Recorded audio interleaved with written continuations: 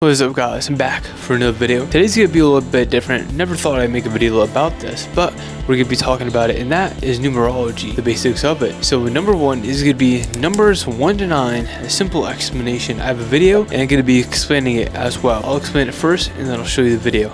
So number 1 is gonna be masculine energy, 2 will be feminine energy, 3 is a comedian, 4 is law and order, 5 is beauty, 6 family, 7 wisdom, 8 money, and 9 adaptability. So I'm going to be showing you guys as well a little bit more of a simple breakdown from Gary's the number guy, the numerologist that I was led to, and he's going to be explained 1 to 9, just simple version as well to give you guys a different understanding from it, and he's a teacher, so here you go. 1 is male energy, so even women born on the 1st can have some masculine traits. 2 is feminine energy, so even guys born on the 2nd might be a little bit more feminine. 3 is the number of basically comedian. A lot of people who are extremely funny are born on the 3rd, 12th, 21st, or 30th. 4 is the number of law and order, something you can do no matter what part of the world you're in, is start looking at the 4th, 13th, 31st, how many cops are on the road pulling people over. 5 is the number of the mob. Those dime pieces you're looking at Instagram most likely have some 5 energy. 6, people are always talking about they want a woman who wants a family. So if that's what you want in life, find a woman born on the 6th,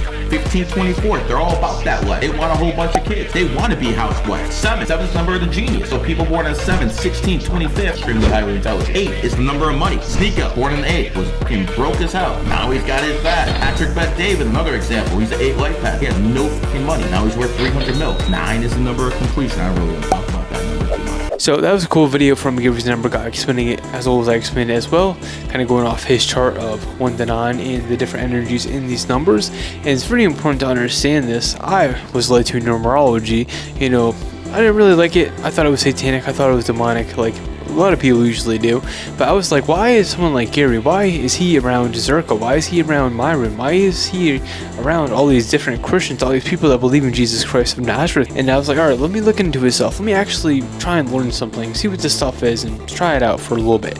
So I actually started learning about numerology and trying to apply it to my life and just pick up on these different patterns, the pattern recognitions. It's really all it is pattern recognition, and it's very, very interesting, which I started to see that because I always saw like the numbers 11, 11, 3, 3, 3, 5, 5, 5, and all these different numbers, you know, all these different energies as well. And number 1, I didn't even know about like the different energies, like, you know, masculine energy, feminine, but there's so many different things, so many different ways you could explain this, which is very unique. And he even explains that it's the God's code, and truly I think really the Holy Spirit led me to it, and it really is a different, you know, time. It's really God's time. I didn't want to make a video about it because I didn't want to lead people astray, but I think it needs to be brought up and addressed. And if you use it for the right things, I mean, you could use anything, could be used for good or anything could be used for bad. So it's all how you use this. It's all how you apply numerology to your life. Yes, some people's gonna say it's satanic and demonic, which I do agree with that. Yes, it can be if you use it for that, but it also could be good. You know, you gotta be aware of this. I mean, look at the Bible. The Bible is very beneficial. Building a relationship with Jesus is very beneficial.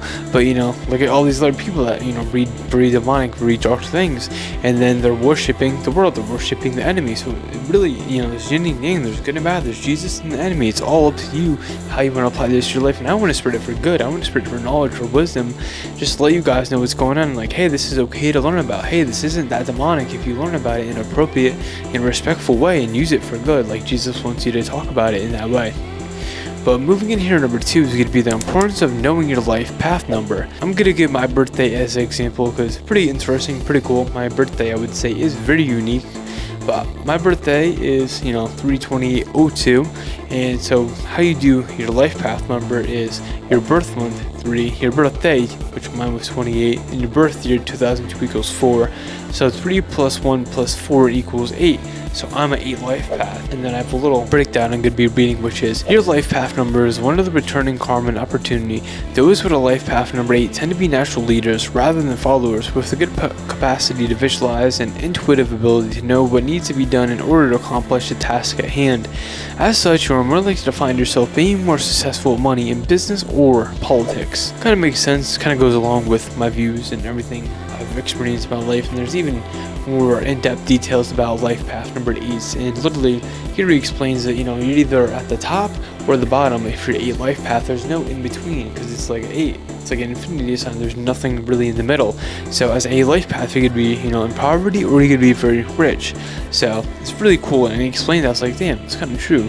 And how you always have karma, a life path. If you do something bad, it comes back to you. If you do something good, it comes back to you.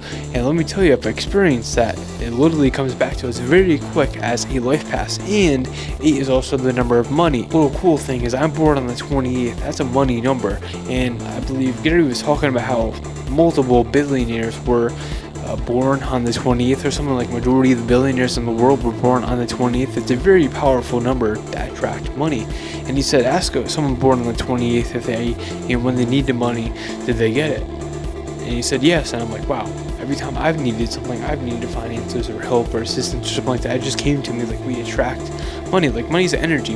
It's a currency. Like, it's energy. So I guess attract it in the spirit realm or whatever. I'm not sure, but I'm not too big on money anyways. I care more about Jesus and bodybuilding, in all honesty. Money's just a byproduct. It just amplifies who I am. So it'd be cool to get money, but I don't know. I'm not really too concerned about it, which is, you could say, interesting for an 8 life path, but whatever.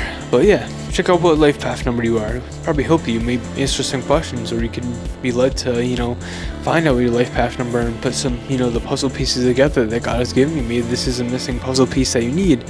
So that's maybe why I clicked on this video. Maybe that's why God brought you this video.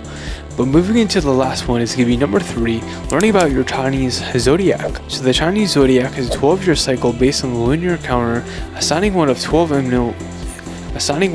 animals and its traits to each birth year. Animals follow set order: rat, ox, tiger, rabbit, dragon, snake, horse, goat, monkey, rooster, dog, and pig, determined by a legacy race that influences personality, compatibility,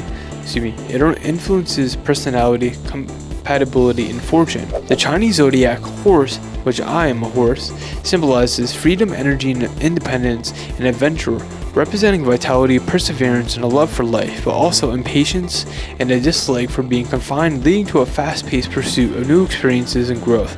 But specific years like the 2026 Fire Horse, adding elements like passion for intense transformation. By the time this video is out, it's going to be actually the horse year, because it starts in February 17th, 2026. That's when we actually enter, you know, the new year. The new year hasn't really started yet as I'm making this video right now. We're still, you know, in 2025 technically, if you're going off that lunar calendar, which aligns with the zodiac, because there's originally 13 months, but that's a whole different video. We could talk about a whole different topic, but I don't want to focus too much on that. But that's basically what this zodiac is going off of. You know, look up online, hey, what's, you know, my Chinese zodiac, and you type in your birth date and your birth year, whatever, and you can see, all right, I'm a horse, all right, I'm an ox, all right, I'm a dragon. You can see who you get along with. There's enemy signs. That's pretty interesting. Those are people you should, you know, not really be around. Those are people you're not going to get along with, and you have an enemy year.